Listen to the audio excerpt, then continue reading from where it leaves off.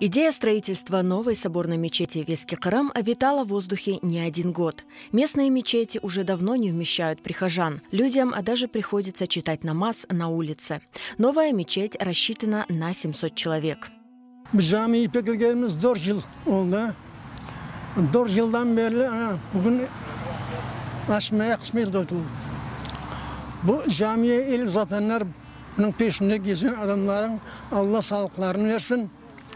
Cümlemizin kısmet olsa bu camiyi bana da görmek kısmet olsun.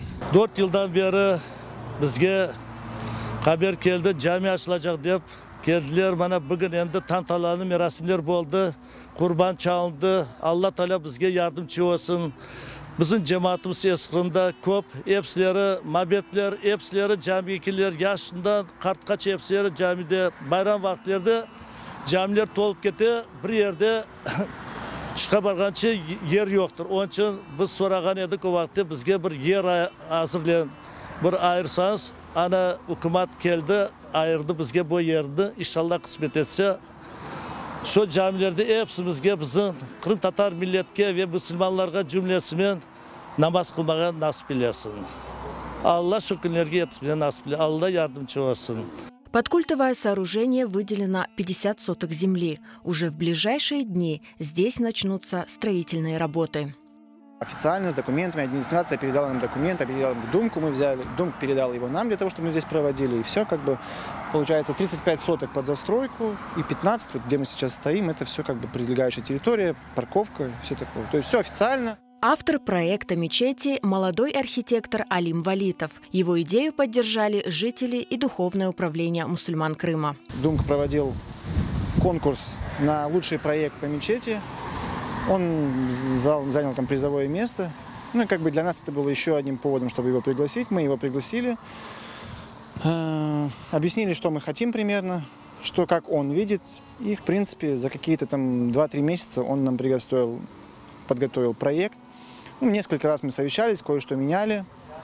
И вместе с макетом, со всем остальным он нам привез. Мы оказались довольны. Мы довольны его работой, он доволен тем, что как бы он принимает участие в таком хорошем проекте. Camisinin proyektinde seçti, düşündü işte ozumuzun eski camilerimizin şekli olsun deyip işte kubbeli değil de damı işte bu Han Sarayı'nın ya da Özbek Han Camisi'nin işte şeklini. Проект включает в себя несколько комплексов.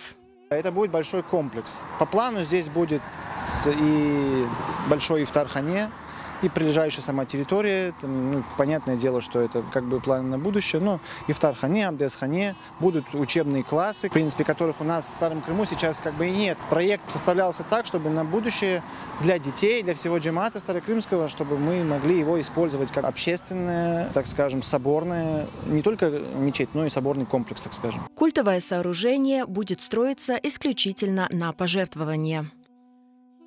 Öz küçümüzmen iş adamları koşulur, yerli cemaat koşulur, kim malının, kim parasının, kim işte hizmetinin birleşik kimse çete kalmaz. Bugün herkes hazır buna. Сколько времени уйдет на возведение храма, сказать сложно. Однако все понимают, что на строительство понадобится немало сил и средств. Но местные жители настроены оптимистично и решительно. Они уверены, общими усилиями они достигнут поставленной цели.